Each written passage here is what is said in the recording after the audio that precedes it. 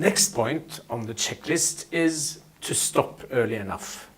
It sounds very easy, but sometimes it's really hard because the other person wants to continue to talk. And of course, you will leave them with some time to ask questions and explain.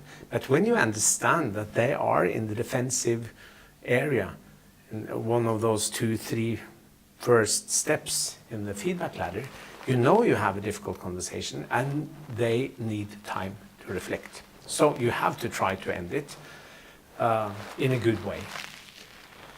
That means you will end it and make a new appointment.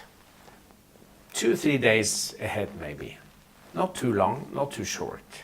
And to make that happen, you really have to take control of the situation. That's the next part of the checklist. You have to be the boss, and that's the next step as well. And sometimes you have to use different influential styles as a leader. You remember that from the very first module we had when we talked about contextual leadership, all the different influential styles we could use. And this is a situation where you have to be the tough and strong boss and take charge and be in control. It's not the supporting, kind, understanding, listening boss. That is something you will do in other situations. But as long as they are in this mood, you really need to be tough to get the message through.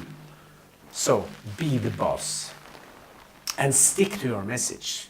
Even though you feel like sugarcoating the message or change it, don't do it unless, of course, new information pops up during the conversation that you were not aware of and that changed the whole situation. If that happens, you have to be flexible enough and change your mind. But if it doesn't happen, you have to stick to your message. You can still be friendly, but you have to be determined. You can still be empathetic, but be determined. Don't change the message. So that means you will also have to prepare well in beforehand.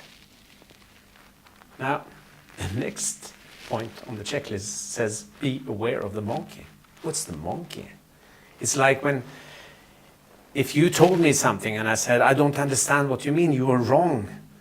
And then if you are my leader, you would say, but Sigurd, I think we should have a break and you should think about this and we should meet next Thursday. And then you will bring me a list of things that you think you can change. And that's putting the monkey on my shoulder.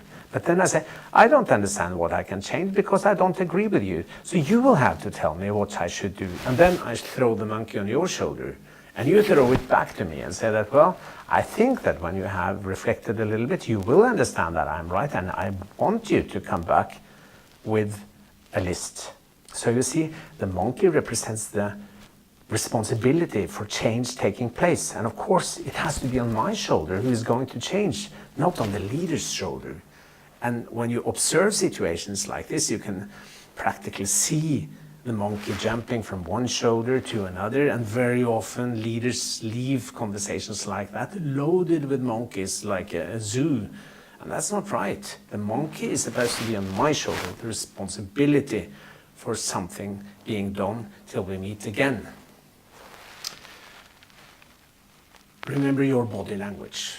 Remember that you state what you say not only with your words but also with your body language. And make sure that the two fit.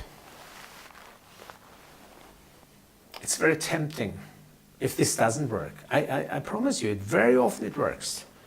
Most of the times. And if it doesn't, you just have to do it again. Give them another chance. And maybe again. But then if it doesn't work, you will maybe have to fire them if it is a serious situation. But don't change that decision in the midst of a conversation, because if you want to fire someone, it's a totally different ballgame, and you have to prepare for that. So always decide whether this is a conversation to develop or to fire up front. And finally, remember, you are not in court. You don't have to prove everything. Even if you don't have examples, you can still take a stand and say that I think your behavior is not acceptable. Even if you haven't seen him, if there is enough people coming to you complaining about behavior, it is your job as a leader to take a stand, define the situation, and react. You are not in court. And you have the right, as a leader, sometimes to define the situation and act on that. That's your only option when you don't have enough data.